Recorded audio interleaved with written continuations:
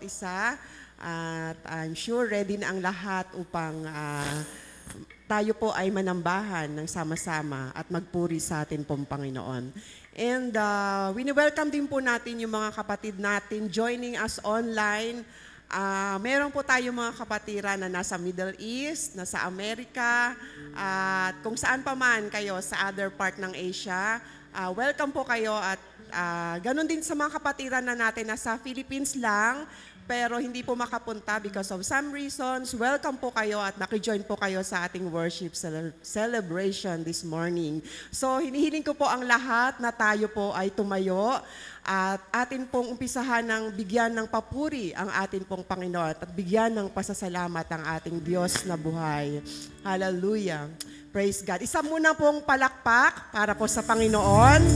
Let's welcome the presence of the Lord. Hallelujah. Woo. Amen. Praise God. Hallelujah.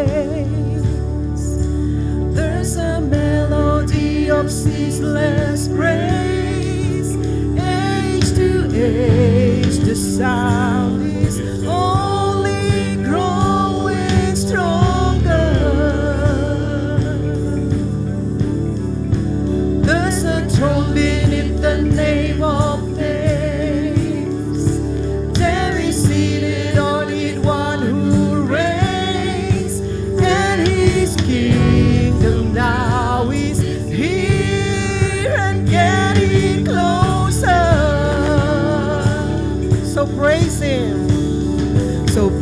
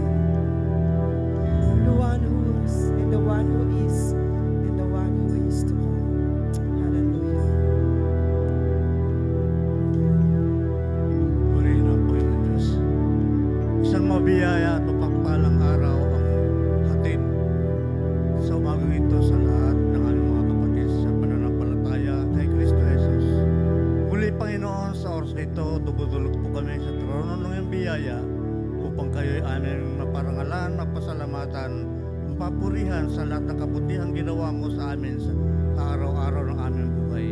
Panginoon, sa oras na ito, Panginoon, wala kaming ibang nasa kundi ang patuloy kang maparangalan, ang mahayag ang iyong salita at mabigyan kayo ng kaluguran, Panginoon, sa aming pananambahan sa oras na ito.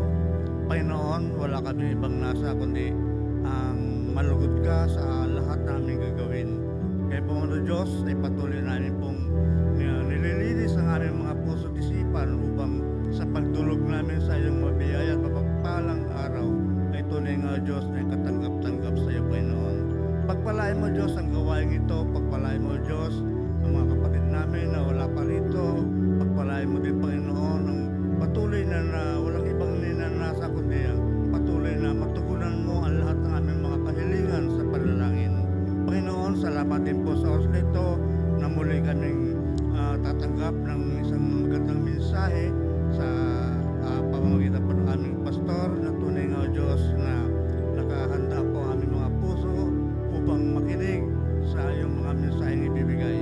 At patuloy itong aming panghawakan at patuloy namin itong pagyabanin sa aming buhay. Muli, Panginoon, aming pong pinakakatiwala sa iyong oras na ito. Inihilong namin ang kapangyarihan ng Banal mong Espiritu na patuloy na lumukob sa bawat puso na iyong mga anak. Salamat po muli, Panginoon, at binabalik namin ang lahat ng papuri, parangal at pasasalamat sa tanging pangalan ng Diyos Ama, Diyos Anak, Diyos Espiritu Santo. Ang lahat ay magsabi ng Amen. Amen. Palakpakan po natin ang ating pong Panginoon. Hallelujah. Oh, let's give glory to God. Hallelujah. Woo. Amen. Isa pa pong malakas na palakpak sa ating Diyos na buhay. Amen. Hallelujah. Woo. Amen. Umawit pa po tayo ng awiting papuri sa ating pong Panginoon. Let's lift the name of our God this morning. Let us sing this song, Lord, I lift your name on high. Hallelujah. Woo. Praise God.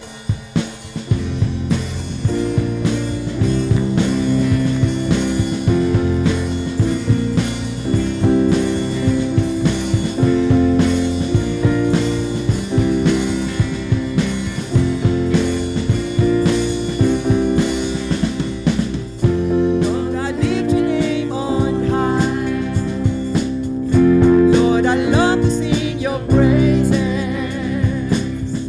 I'm so glad you're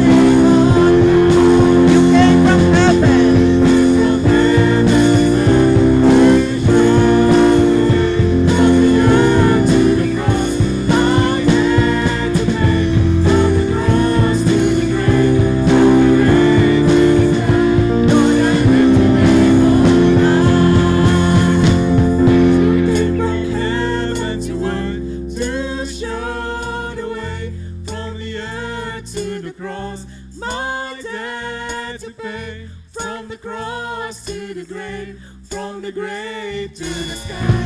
Lord, I lift your name high. You came from heaven. Woo! Hallelujah.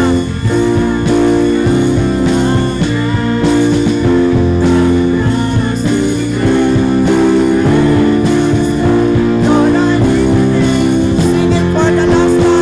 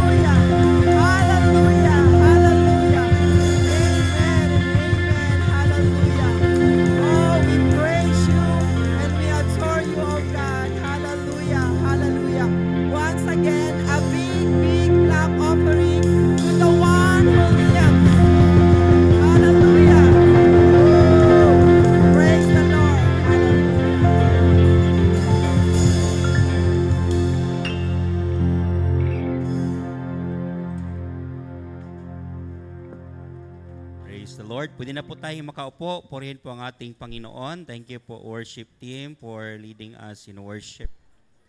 Hallelujah. Good morning po sa ating lahat. Hallelujah. Merry Christmas po sa inyong lahat. So, August na, no?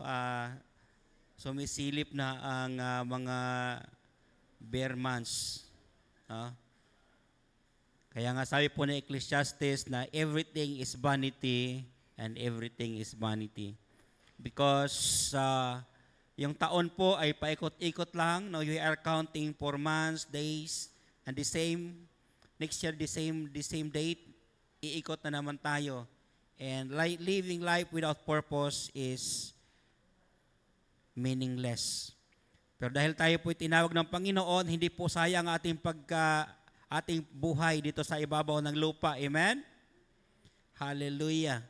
So hindi po sayang yung ating pagpapagal. Kung mayroon kayong mga Biblia, bukas po sa aklat ng James chapter 1.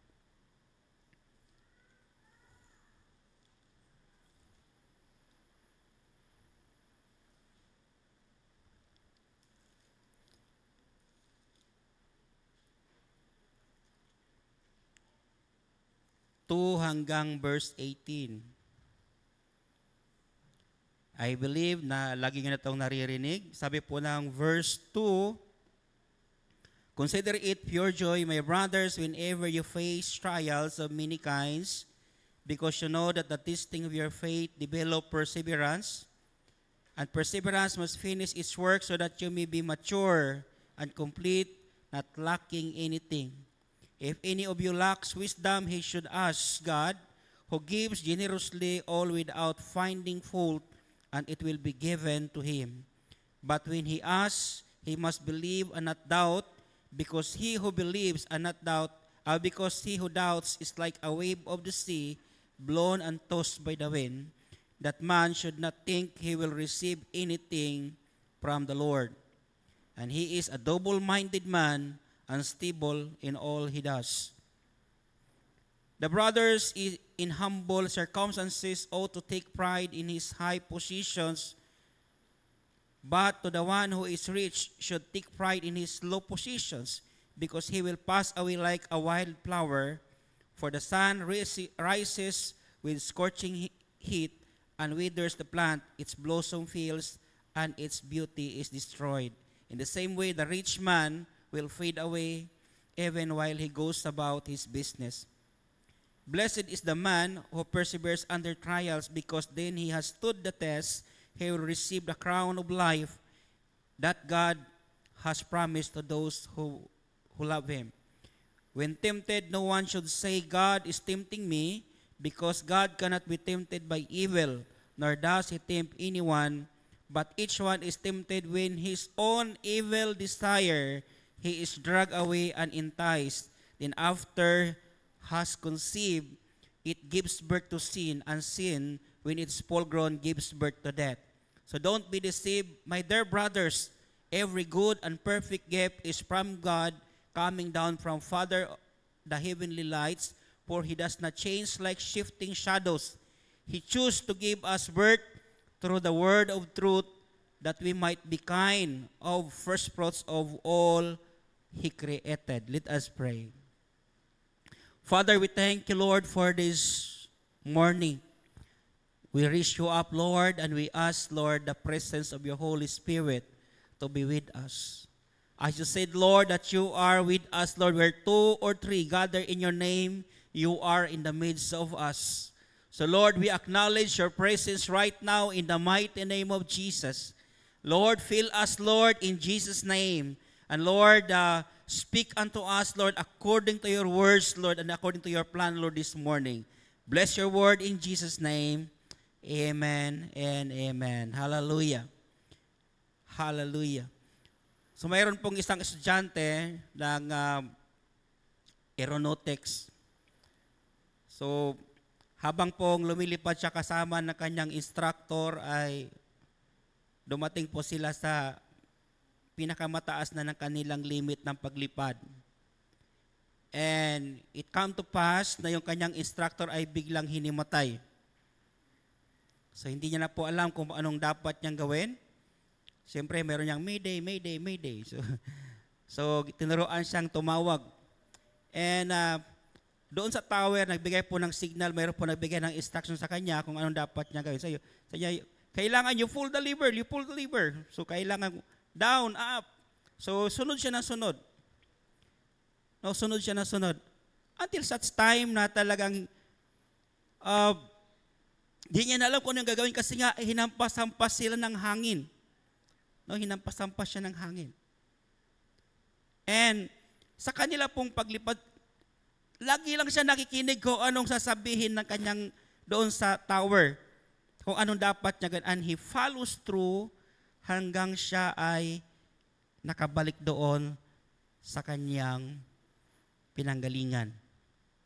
Alam niyo, kapatid ko sa Panginoon, it is very important to listen in the instructions from God. Amen? Not all of us are experts. But if we listen to the Lord's instructions, hindi po possible o hindi po imposible na magtatagumpay po tayo. Amen? And the same also to all of us, hindi po lahat sa atin ay matagal na naglilingkod sa Diyos, but all of us, we have to pass through all kinds of trials and temptations. And the only way to overcome them is to listen to the instructions from the Lord. Amen? Kailangan lang po nating makinig. Now, as men and women of faith, we need to be conscious that we are living in a fallen and broken world. Ang atin pong kapaligiran ngayon, we don't know what is happening. Siguro, yung atin pong may mga edad na mga kapatid, they are witness how the world changing today. No? We need to be conscious that we are living in a fallen and broken world. Noong last 2000, I think 2018, one church that is well known in United States and also in other parts of the world,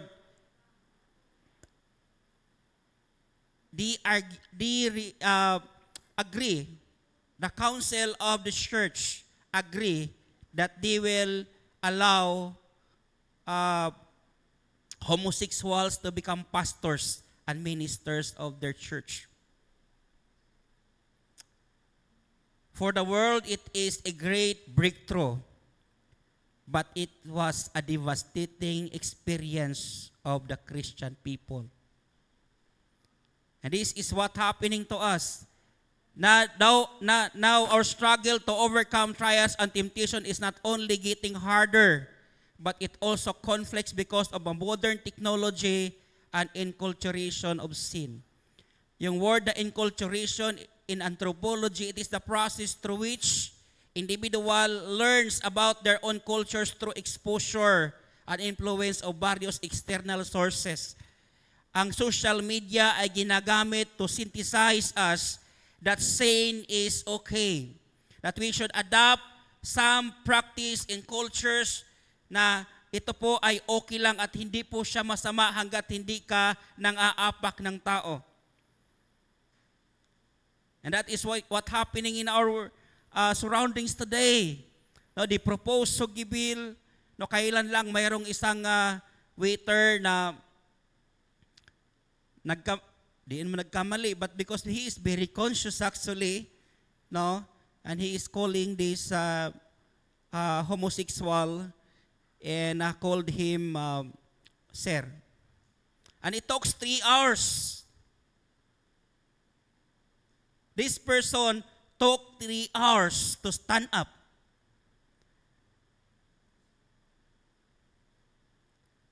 At he was harassed because of calling him sir. Now your children is being confused why you call a man mom. While they are claiming their rights, they are also destroying the right minds. While they are claiming the rights, they are also robbing the rights of our children, the rights of people who are not homophobic. Kapatid ko sa Panginoon, that is enculturation. He wants us to believe that it is okay to exercise such kind of practice. And the media, the social media, the mainstream media, televisions and whatsoever, they're trying to convince us that we have to live together and accept such kind of practice. That is enculturation. Hallelujah. Therefore, the struggle to overcome trials and temptation is not only getting harder, but it also become complex. Hallelujah. Now, I want you to see the difference between trials and temptations. Ano bang kaibahan ng trials at saka temptations? Now, the difference between trials and temptation is this. Number one, in the intent. Now, trials something you are meant to overcome. So, when you see trials, they are meant to overcome and to succeed against. And temptation is something that you are meant to feel. Temptations is you are meant to feel. Parang pag temptations, parang napakahirap siya. O parang you are meant to feel. In the purpose, another difference is yung purpose. The purpose of temptation is to bring out the worst in us and for us to learn to overcome. Sinusubok po yung tibay at tatag ng ating loob. While trials is to refine our lives, leaves us with purer hearts, stronger faith, as well as character. In a biblical perspective, kapag sinabi mong trials, it can be outside source. But when it comes to temptations, it comes from our inside. No, dito po sa ating loob. Iyon po ang sinusubok, yung tibay ng ating loob. Now, James 1:18, the Word of God is teaching all the believers to welcome trials. Hallelujah. Pwede mo sabi mo sa katabi mo, i-welcome natin ang trials. Sino bang nananalangin na wala ng pagsubok sa inyong mga buhay? Para nakakalito din, no? James said, "Consider it pure joy, my brothers, whenever you face trials." Ang ibig pong sabihin noon is we have to welcome trials and temptations because trials and temptations develops perseverance, stronger faith, and maturity. But to those who are timid and weak, the Lord give us explicit instructions how to overcome trials and temptations. Para po sa mga matured na mga Kristiyano, ang temptations at pagsubok ay baliwala na lang. It's just normal. Pero para sa mga mahihina, lagi po yung mabigat, napakahirap, at hindi alam kung anong gagawin. But to those who are matured, it's just a challenge. I have a big God. And that's why Paul said, I can do all things through Christ who strengthens me. For to me to live is Christ, and to die is gain. He has nothing to fear. If God is with us, who can be against us? Amen? Ano bang pagsubok na magpapatumba sa iyo kung ang kasama mo ay Panginoon? Ano bang mga problema na makapagpatibag ng iyong panampalataya kung na mayroon kang Panginoon na kasama? Hallelujah. Now, how can we overcome trials and temptations kapag hindi pa talaga tayo ganun ka-mature in how to handle problems? Dahil bilang isang Kristiyano, lahat po tayo ay dadanas ng pagsubok. No? Lahat po tayo ay makakaranas ng pagsubok. So number one, you have to develop strong persistence over trials.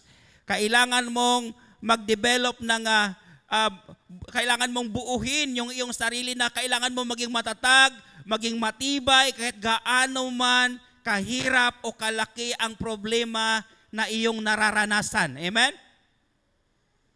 Kailangan mo maging matibay at magiging matatag. Sabi po ng verse 4, perseverance must finish its work. Perseverance must finish its work so that you may be mature and complete, not lacking anything. In other words, problems, trials, and temptation are necessary or important for us to grow. Not just a human being, but as believers of Christ. Amen? Isa pong malakas po na palakpak po sa buhay na Diyos. Hallelujah! Ang problema hindi dapat kinakatakutan. Ang problema ay sinusolusyonan. Kahit iiyakan mo yan, iiyak pero hindi susuko. Amen? Iiyak pero hindi susuko. So develop a strong persistence over trials. Why we need to persevere? Because trials are essential for our spiritual growth. Trials are essential for our spiritual growth. Sabi po ng verse 2 to 3, ito po sinabi po ni James, sabi niya, consider it pure joy, my brothers, whenever you face trials of many kinds, because you know that the testing of your faith develops perseverance. The testing of your faith develops perseverance. Kapag tayo po tumanggap sa ating Panginoong Hesus, lahat po tayo ay dadanas na maraming mga pagsubok hanggang tayo ay matuto at lumago sa atin pong pananampalataya. In other words, ginamit po ng Panginoon yung mga pagsubok, or He allow us to face trials so that we will grow mature in God.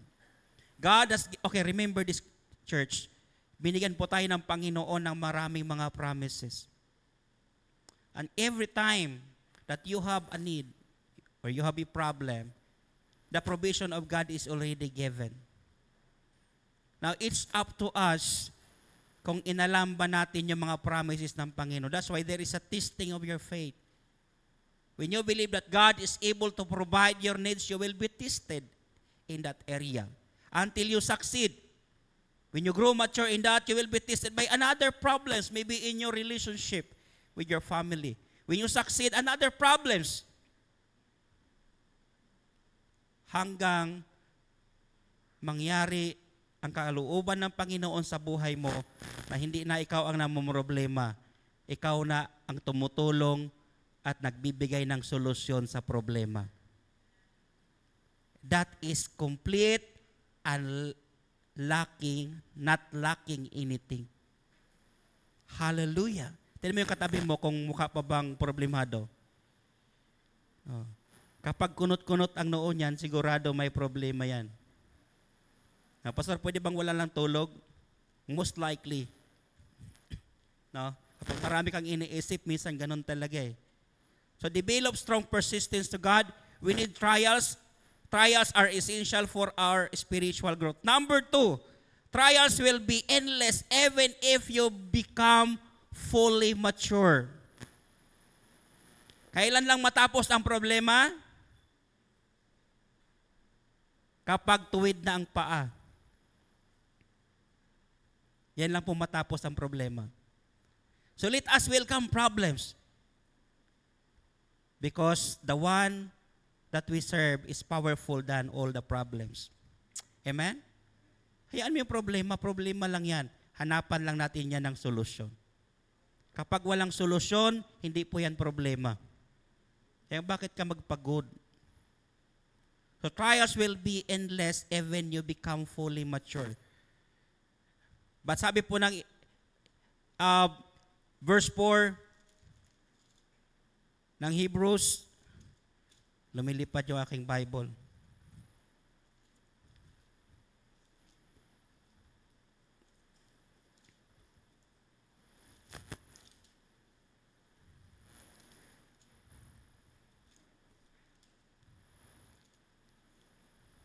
Sabi ng verse 4,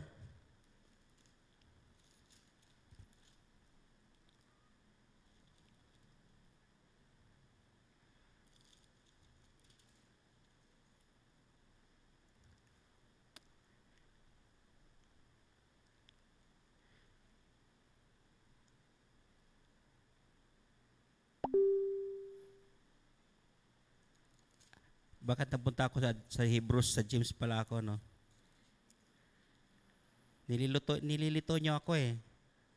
Okay, verse 4. Sabi ng verse 4, perseverance must finish its work so that you may be mature and complete, not lacking anything. Napakaganda na sinabi ng Panginoon.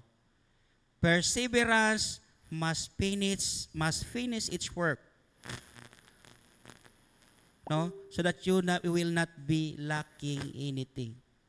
So perseverance will continue. Ibig sabihin, ang problema magpatuloy at patuloy na ibibigay ng Panginoon. And God will continue to allow you experience problems after problems until you grow mature. In other words, problems is inevitable. Hindi tayo pwedeng lumihis, hindi tayo pwedeng magsabi na wala kang maging problema. Lagi po tayong may problema. Pero lagi naman tayong may kasamang Diyos sa ating mga problema. Amen? Hallelujah! So develop strong persistence over trials. Lagi mong sabihin na kasama ko ang Panginoon, hindi ako natatakot. Kasama ko ang Panginoon, kayang-kaya ko tong problema na to. Another is ask for godly wisdom. Ask for godly wisdom. Sabi po ng verse 5 and 8 in the book of James chapter 1, if any one of you lack wisdom, he should ask God, who gives generously to all without finding fault, and it will be given to him. But when he asks, he must believe and not doubt, because he who believes and not doubt, because he who doubts is like a wave of the sea, blown and tossed by the wind. Sabi ng Panginoon, sabi na kanyang salita, kung kulang tayo sa karunungan, hindi po siya sabing kulang ng kaalaman. There is the difference between knowledge and wisdom. Knowledge is the thing that we learn. No? But wisdom is how to use of what we learn.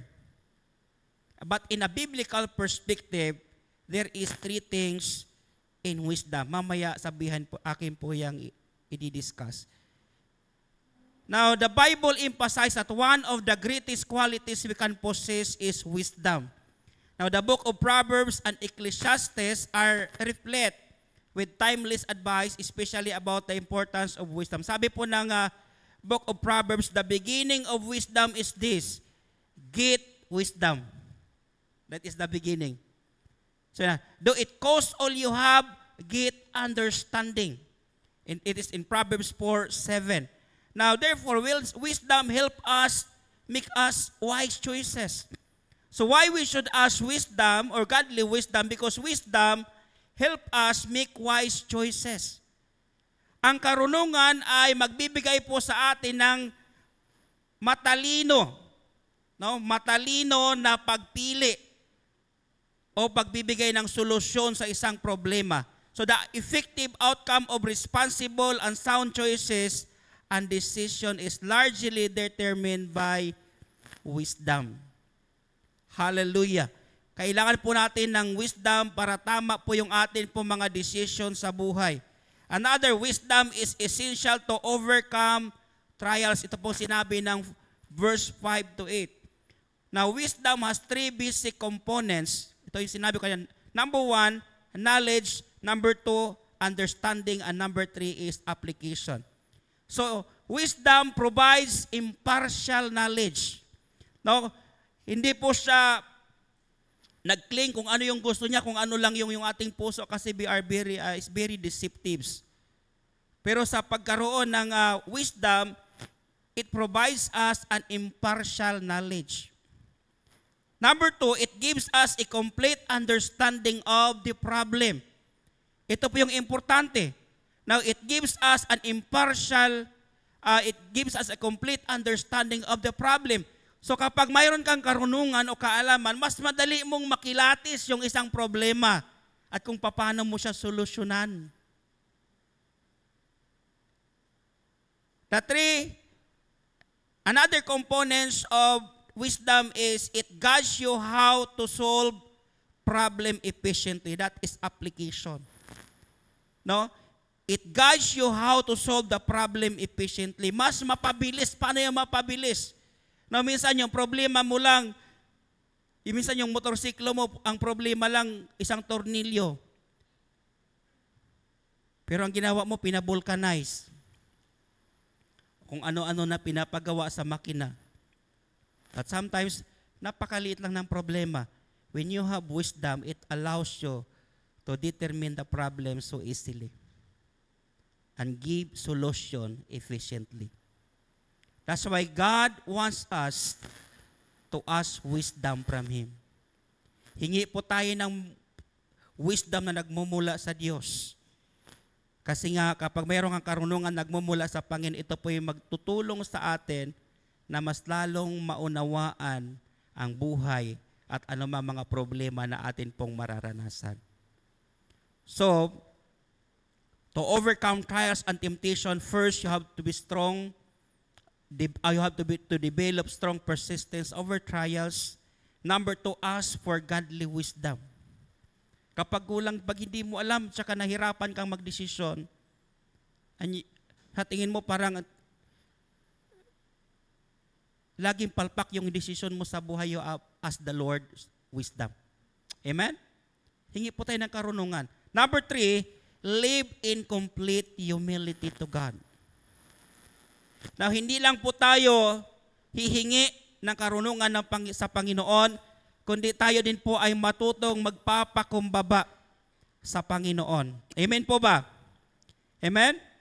Hallelujah. Sabi po ng verse 9, the brother in humble circumstances ought to take pride in high position, but to the one who is rich should take pride in his low positions, because he will pass away like a wild flower. For the sun rises with scorching heat and withers the plant. Its blossom falls, its beauty is destroyed. In the same way, the rich man will fade away even while he goes about his business. Kapatid ko sa Panginoon, even the wise, we should not trust our wisdom. We should trust only in the Lord. Amen? Sa Panginoon lang po tayo magtitiwala. No, riches is nothing without God. So live in complete humility to God. Sabi po ni Charles Spurgeon, humility is to feel that we have no power ourselves. Yan din po yung humility. But that it all comes from God. Everything comes from God. Sabi po ni Jesus sa atin, apart from me, you can do nothing. Kahit anong gawin nating gumawa, kahit ano bang pilit nating gawin ang mabuti at magpakabuti, kung wala po ang tulong ng Panginoon, hindi po natin kayang gawin yun. We need to submit unto God. Live a complete humility to God. So do not allow, number 1, there is 2 extremes in riches and poverty. Ito yung nabanggit ko na sa inyo. Ang mahirap na pride, ang pinakamahirap na pride na solusyonan yung mahirap. So there is 2 extreme in pride. So do not allow poverty or riches to dispel your trust in God. Huwag po nating hayaan yung ating yaman at kahirapan na maglalayo sa atin sa Panginoon. Amen? O sisira sa ating paglilingkod sa Diyos. Do not allow riches or your poverty to dispel your relationship with God. Huwag po natin hayaan na sirain tayo sa kahirapan. Because God has a promise. When you get rich, kapag kayo po'y pinagyaman ng Panginoon, huwag niyo pong hayaan ng inyong kayamanan ang siya maging dahilan na maging hadlang sa iyo upang makalapit sa Diyos. Use your money to serve God and use your needs to come also to God. Hallelujah. Praise God. Do not allow poverty or riches to dispel your trust in God. Letter B, don't trust in your own strength and in riches. Sabi po ng verse 11 ng James, sabi niya, for the sun rises with scorching heat and withers the plant. its blossom falls, and its beauty is destroyed. In the same way, the rich man will fade away even while he goes about his business. So wag po tayong maging kampante dahil okay ako, malakas ako ngayon. Do not use your money, your power to become an instrument to sin. Amen? Hallelujah. Don't trust in your own strength and in riches. In order for us to overcome, may pera kasi ako, wala ang problema, pagsubok lang yan. Kayang-kaya ng pera ko yan. Don't trust on your money. Amen? So katulad ng isang bulaklak, meron po siyang panahon na darating na siya po'y malalanta. Ganon din ang pera at kapangyarihan. Darating pong may nakatagda pong panahon na mawawalan na yan ng bisa. In order for us to overcome trials and temptations, we have to live in complete humility to God. Do not allow poverty. Pag mahirap ka, mas lalo ka dapat lalapit sa Panginoon. Kapag mayaman ka, mas lalo ka dapat na lalapit sa Panginoon. Why? Because you have to protect your wealth. And your wealth is very dangerous. Your children might become an angel or become a demon because of your wealth. Nakakita mo yung aking mga kaklase nung high school? Ang kanilang baon ay tag 100 plus na noong unang panahon. Ang tagal na, mga 1994 pa. Pero kapag panahon ng recess, excited na sila kasi may bilyaran sa likod ng school. Doon na sila. Hindi na sila pumapasok. Hindi po sila nakagraduate. Kaya kapag nag-away-away sila doon, tatanong kagad yung aking klase si Rodel. Yan, nakakalungkot ngayon kasi naging asawa pa ng pinsan ko. Pag magkaroon ng kalaban, tatanungin niya yung kanya mga class, yung mga matatapang. Ilang taon ka na ba sa school? 2 years. Ang yabang-yabang mo. Kami nga 7 years na dito, di nga kami nagyabang eh. Huh? Sila maabot po 7 years. Tapos naglokohan nung nakagraduate kasama ko, nakagraduate kami ng high school, pero di naman ako sumasama sa kanilang kalukuhan. Yung mga tansan ng Red Horse, yung nilalagay sa kanilang literal talaga. Sa kanilang kalokohan. And nagulat ako nung kinasal siya, yung kasal ng pinsan ko, siya pala ang asawa, sabi ko, nako, yari na. Oh? Somehow we need wisdom sa pagpili ng ating makakasama. Kaya kasi, in your wrong choice, it becomes trials. And there is always temptations na iwanan mo yung asawa mo kapag, pili ka lang, gwapo, okay na to, gwapo na to, okay na yan. Kasi sabi na, bakit kailangan mo ng gwapo? Kasi yung ugali na babago, pero ang itsura hindi na. But somehow we need to ask wisdom. Hingi ka na rin ng gwapo na mabait pa. No? Praise God. Tayo mabait lang. Live a complete humility to God. Number 4 and last, in how to overcome trials and temptations, don't live a compromising life. Huwag po tayong mamuhay ng double standard. Amen? Amen po ba? Because whenever a believer live a compromising life, hindi po siya makakabuo ng lakas na lumapit sa Diyos. Ang sabi po ng 12 to 18, ito po yung sabi ng Biblia, Blessed is the man who perseveres under trials, because when he has stood the test, he will receive the crown of life that God has promised to those who love Him. When tempted, no one should say, God is tempting me, because God cannot be tempted by evil, nor does He tempt anyone. But each one is tempted when, by his own evil desires, he is dragged away and enticed. So ano bang sabi ng Biblia? kapag tayo daw magkaroon daw tayo na makaranasan na tayo po ay nagkaroon ng temptation, wag dating sabihin na ang Panginoon ay ano bang Tagalog ng tempted? Temptations? Tinukso ako ng hindi. No? Tinukso. Di tayo tinukso ng Panginoon. So, but each one is tempted. Sabi na, but each one is tempted by his own evil desire. Bakit ba mayroon tayong temptations? So, ang temptations pala, kapatid, ay ito po yung nagmumula sa ating loob. Yung ating tinatawag na sinful nature, no? And that temptations, we are dragged away and we are enticed. Kumbaga, ito yung kasalanan, nandito ka sa harapan, ginaganon-ganon ka. And because you have an evil desire inside your human being, yun po yung you will be dragged away. Hihilain ka. Saan hihilain? Papalayo. Hindi, papalapit. Hanggang sunod ka ng sunod. Kaya tama yung ating mga asawa minsan, no? Kapag tumingin ka ng iba, sinasampal ka na kaagad. Ano? No? Sampal ka na. Ano ka ba? Bakit ka na?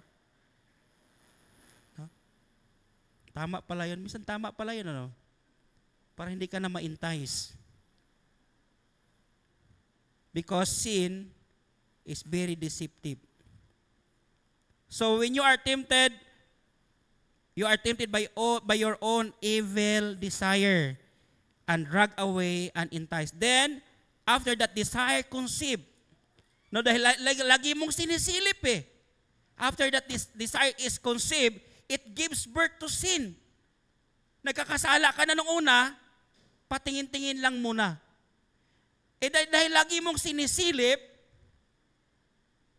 yun, nagkakasala ka na.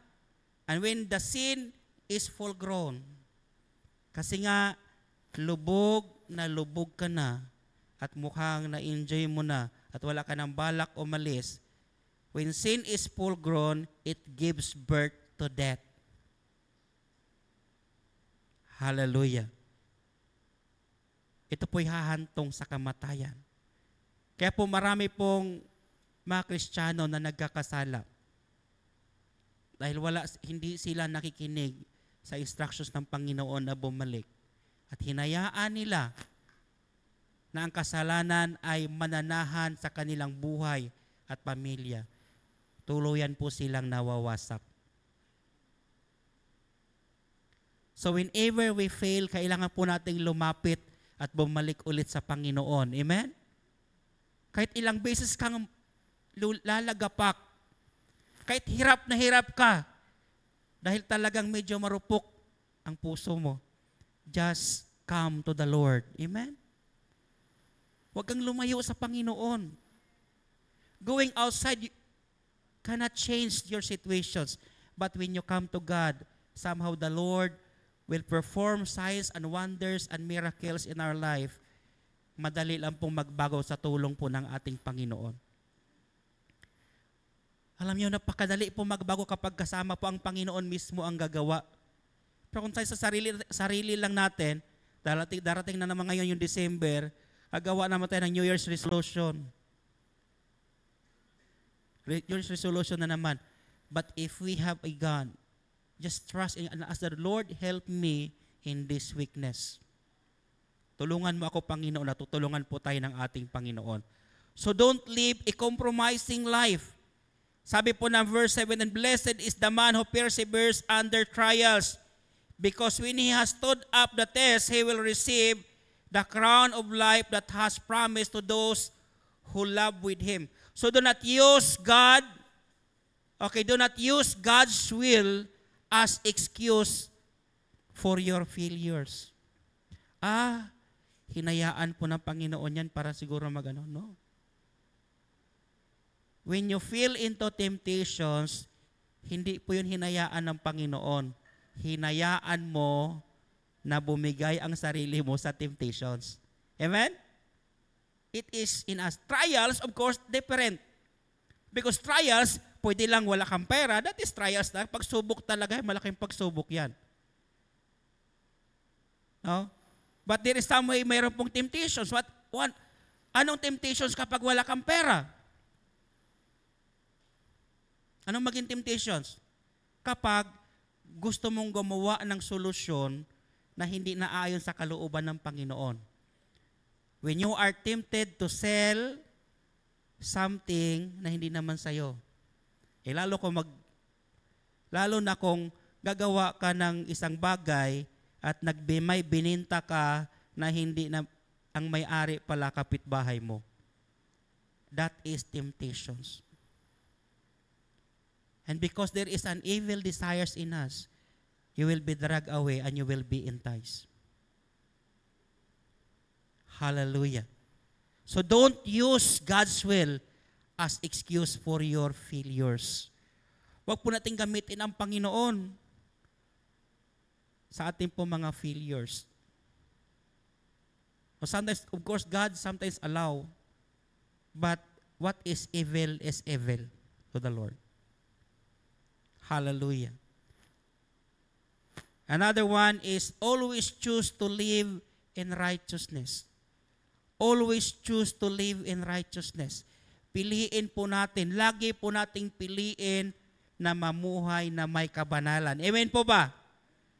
Kahit na walang pera, magpakabanal pa rin tayo. Amen? Lalo kung may maraming pera. Amen? Parang ayaw nyo talaga magpakabanal. Kahit walang pera, magpakabanal tayo. Amen? Kahit maraming pera, magpakabanal din tayo. Amen? Dapat. Because money is so powerful. Money gives you all the keys of all kinds of evil. And you can use money, either you can build life or destroy life. That is the power of money. Tapikin mo yung katabi mo, kaya pala yung pera ko, ito lang muna. Sabi ka, no? Salamat sa Panginoon. Ang aking pangarap po talaga ay yumaman talaga eh. Kaya ngayon, iniintindi ko na si Lord. Kaya siguro hindi pa ako pinapayaman ni Lord. Kasi yung mukha ko hindi pa pagkatiwalaan ng pera. No? When I remember, doon ako sa Bible school, meron akong tinulungan na isang Bicolano. So, nag-apply siya ng pagiging sundalo, officer kasi nga may edad na. At it happens na hindi matagal siyang naghintay. Tinulungan ko yung officer na yung nag-apply. Financially, lahat. And hindi talaga siya naka-apply agad. Ang tagal, taon. So, nag-apply siya ng trabaho ng isang building, naging building administrator siya. At nung nagkaroon ng malaking pangailangan doon sa kanilang building, gustong ipa-repair yung isang, kumaga yung pinaparintahan, medyo malaki-laki siya. I think nasa mga 200 square meter yung area. Ay pinapapinturahan, pinapalitan ng tiles baklas. So 200,000 yung aking kontrata doon at ginawa ko lang siya ng 2 linggo. And nung nagustuhan po ng may-ari yung aking trabaho, sinabihan yung aking kaibigan, sinabihan na, sige, yung buong building na lang, ibigay mo na sa kanya. Kahit gaano katagal, basta hantayin na lang kung hanggang kailan matapos. That is the favor. Pinagpaalam ko sa aking Bible School director. Sabi ko, Pastor, baka pwedeng binigay sa akin yung buong building. Worth millions yung trabaho, baka payagan mo akong doon muna ako mag-.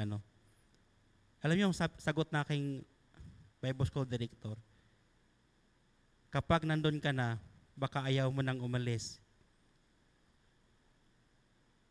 So ako naman na gustong-gusto talaga ng pera, umiyak talaga, nasaktan talaga ako kasi matagal ako naghirap. No, it's almost 2 years. Pagdating ko ng Bible School, yung aking mga damit na napaglumaan na, almost 2 years, wala pong palitan yun.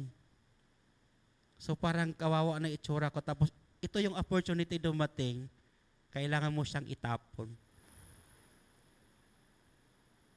But somehow the Lord works in our life.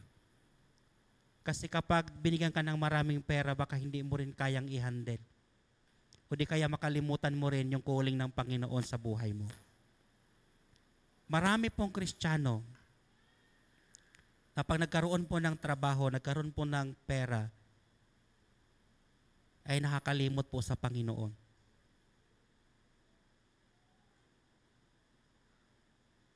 Kaya po kapatid ko sa Panginoon, kapag kayo'y pinagyaman ng Panginoon, huwag niyo pong talikuran ang iyong Diyos. Amen?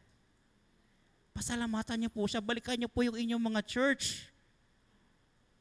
No? Magplano kayo paano ito mapaganda kasi nga ito yung inyong tahanan na pinagmulan.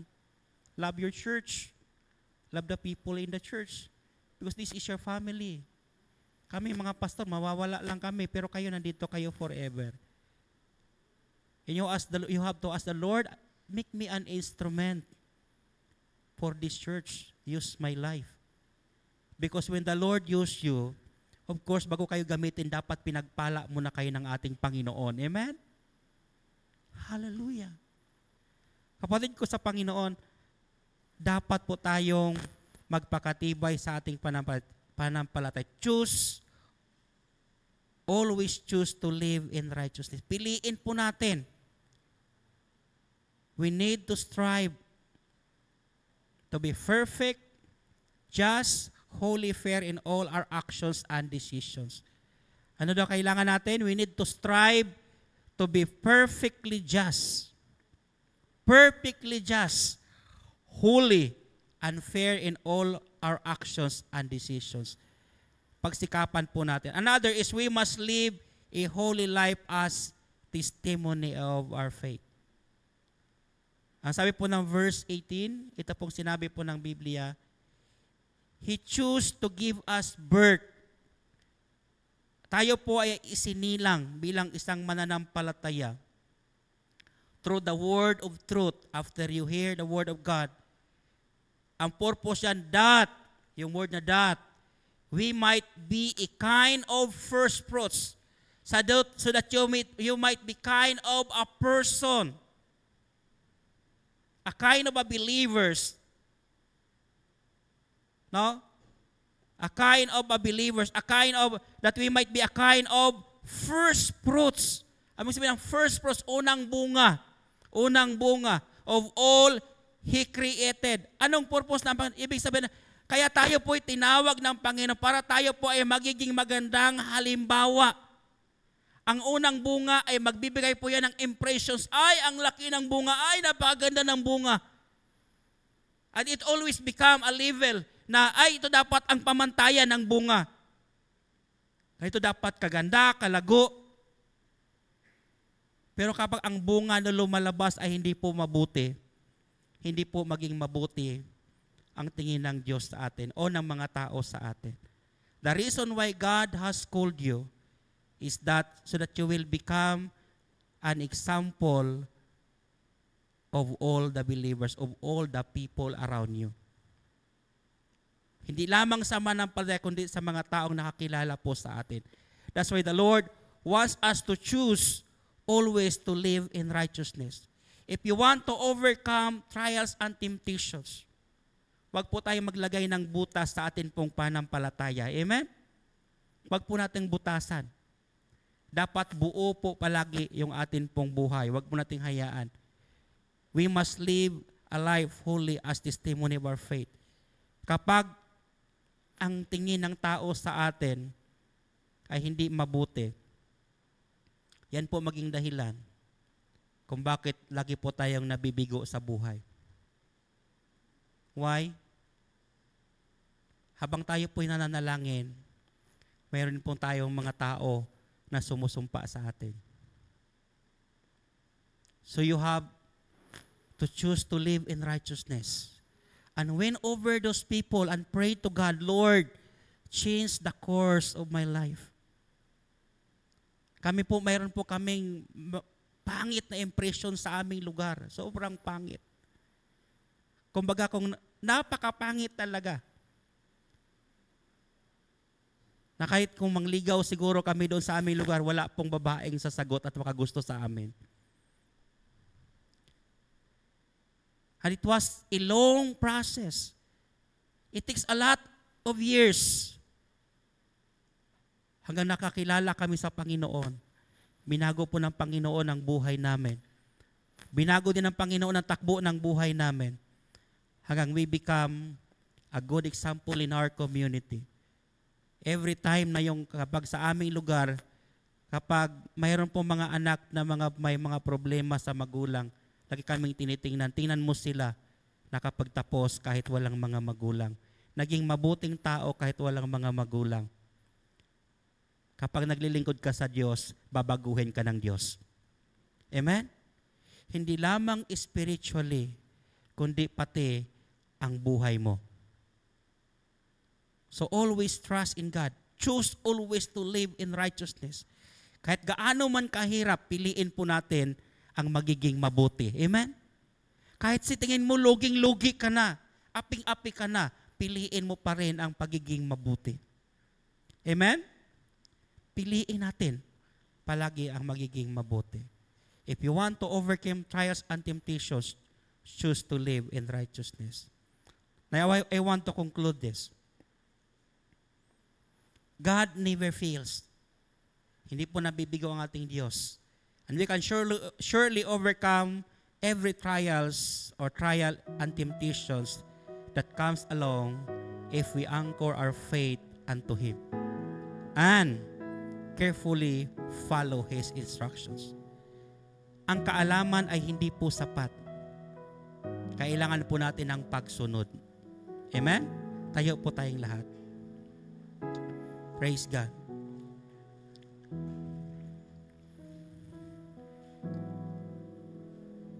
Pangako po ng Panginoon na hindi niya po tayo iiwanan. Sabi niya, I will never leave you nor forsake you. Pangako po ng Panginoon sa atin. But in order for us to experience the promise of God that He will never leave us and forsake us, we need also to seek His instructions kung paano po tayo makakatayo. God has given us all His promises. Nandito po lahat ang promises ng Panginoon. Yung solution ng problema mo at pinoproblema mo, nandito na po yan sa salita ng Diyos. And God give us a specific instructions kung paano po natin yan mararanasan. And again, sabi ko nga, kapag ikay mahirap, mayroon pong instructions ang Panginoon. Kapag may problema, mayroon pong specific instructions ang Panginoon. Pati sa pag-aasawa, problema kapag mayroon kayong conflict sa pag-aasawa, o sa inyong relasyon, mayroon din pong solusyon ng Panginoon. Nandito po sa salita ng Diyos. Kapag ikaw ay madaling magalit, mayroon pong solusyon ng Panginoon. He calls us to be patient.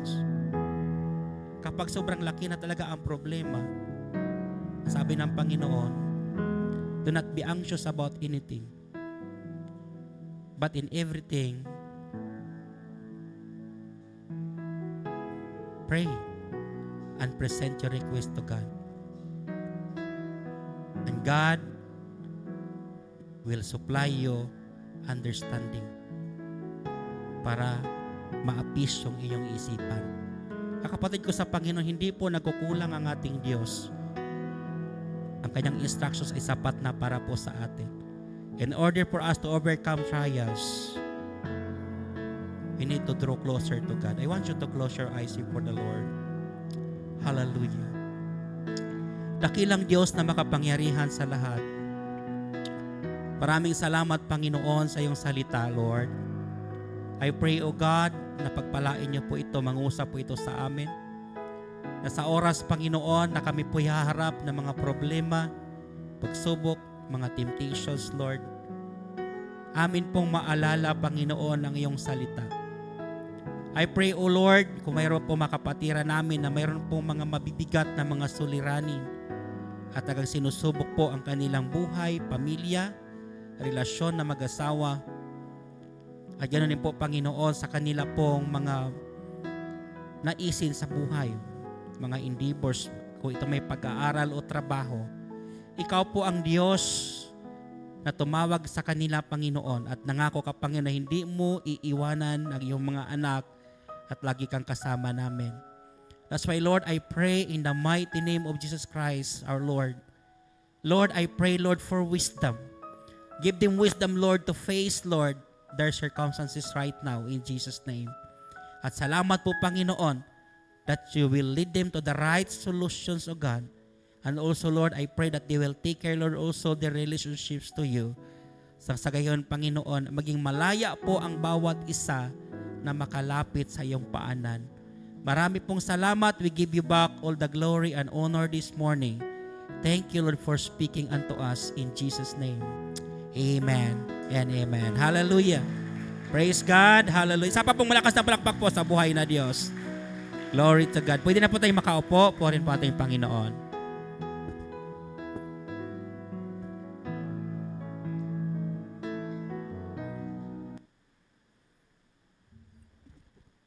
Yan. Thank you po, Pastor, sa napakagandang message. Now, para po sa ating tithes and offering, may gusto po akong i-share sa inyo na kwento. So, meron pong mag-asawa, nasa simbahan po sila. They are faithful churchgoers. And meron po silang anak. Yung anak niya ay 4 years old na babae. Tapos, etong mag-asawang to, lagi nilang tinatry yung best nila na ibigay nung anak yung piso niya dun sa may offering basket. Kaso, yung anak, ayaw niyang ibigay. Matigas yung kamay niya. Tapos, nagkukos na sila ng ingay sa simbahan. Kaya ang ginawa ng magulang is, binuksan yung mga daliri ng anak para ibigay yung piso doon sa may offering basket. Later, pagkatapos ng service, naglalaro yung bata sa may swing. Habang nag-swing yung bata, medyo malakas yung swing ng bata. Pinapataas niya talaga hanggang makarating siya doon sa may pinakataas na kaya niyang gawin doon sa swing. And every time na ma-reach niya yung pinakamataas na part ng swing, ang isisigaw niya ay, Jesus, ibalik mo yung piso ko. Tapos babalik siya, tapos aangat ulit siya, Jesus, ibalik mo yung piso ko. Ganon. Now, tayo ba dumadating pa tayo sa point na ang higpit ng hawak natin sa pera natin na hindi natin kayang ibigay para sa Panginoon? Dumadating ba tayo? Well, wala namang husgahan dito, no? Pero tandaan natin, ano bang sabi ni Jesus sa Bible? Give and it will be given back to you. Good measure, pressed down, shaken together, and running over.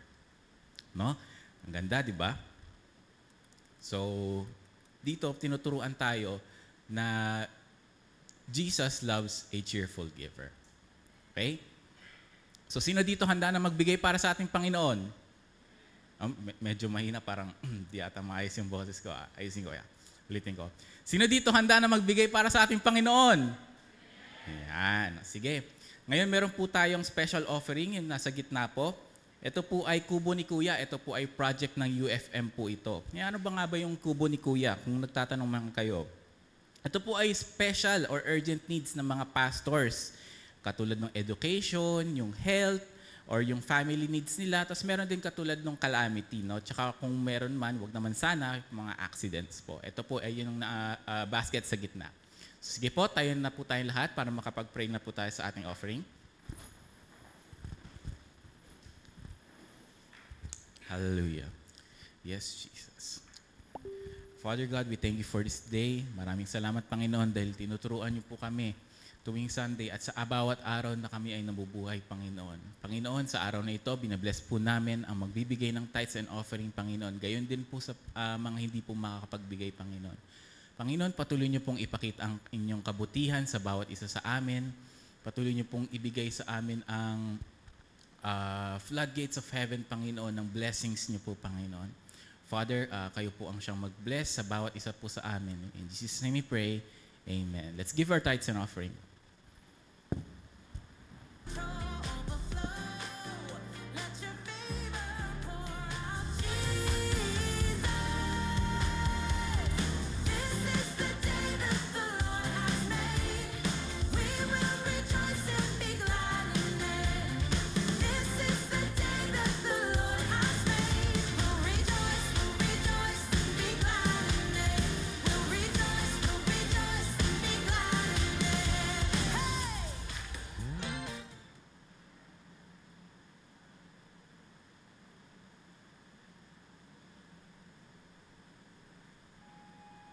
This upcoming week, let's embrace the joy of being in God's presence and stay committed to our daily church activities.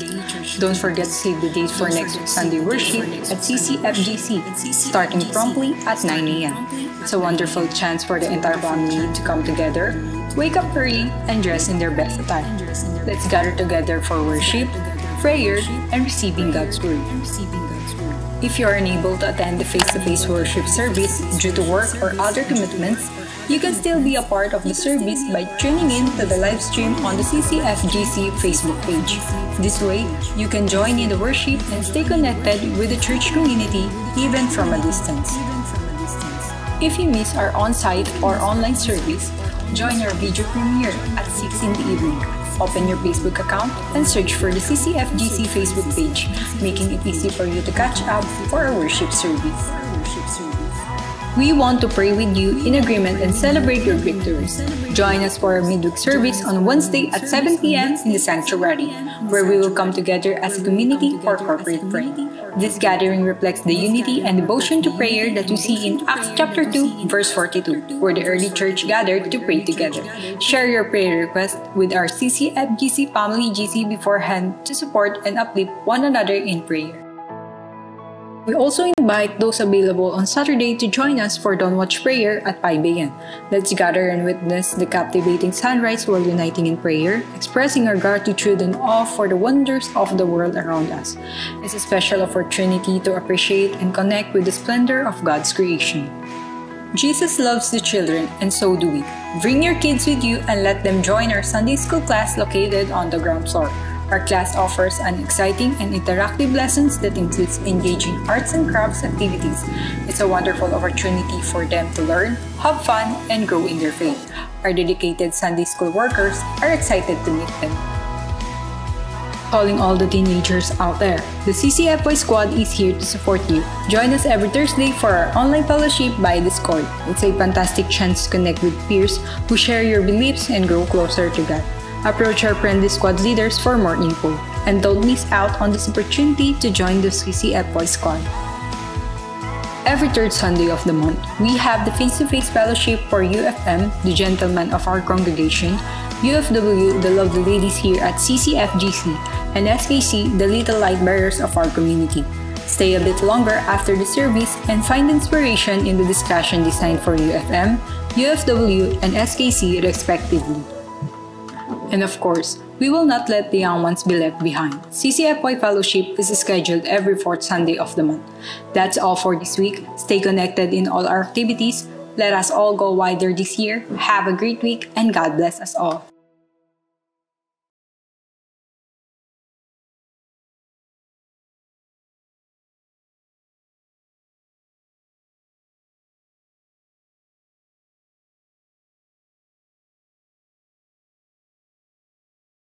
Sa September 20 and all couples po na interesado na mag-join, approach nyo lang po sila Sister Lulu tsaka si Brother Randy.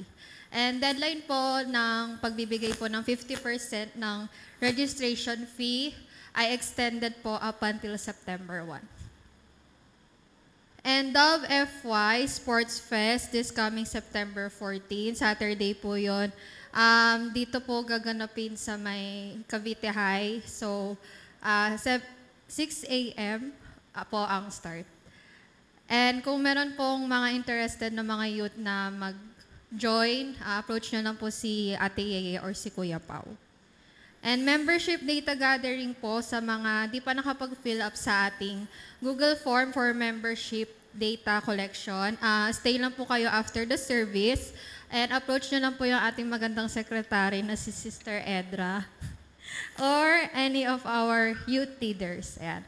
And ito pong membership data gathering po ay isang 4-hour Foursquare National Directive for the updating of membership. And of course, CCFY fellowship po after the service. So lunch will be provided and lahat po ng mga kabataan, stay lang po tayo after the service. Yun lamang po, and God bless us all.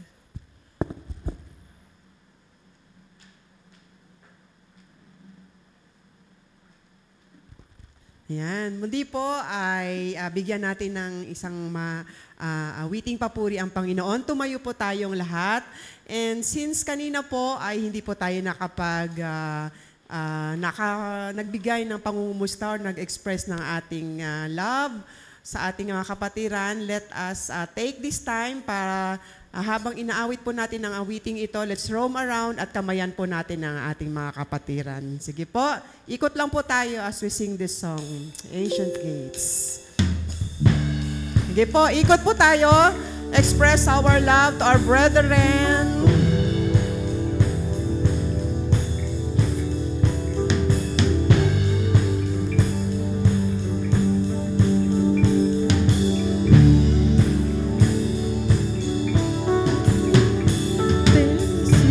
At the ancient gates, there's a melody of ceaseless praise. Age to age, the sound is only growing stronger. There's a throne beneath the name of names. There is seated on it one who reigns, and His kingdom now is here and getting closer. So praise Him like we're there in glory. Here and now He's just as holy. Jesus, He's so worthy of it all.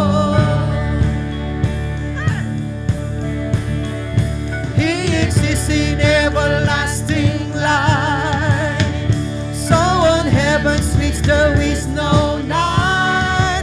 Every tear is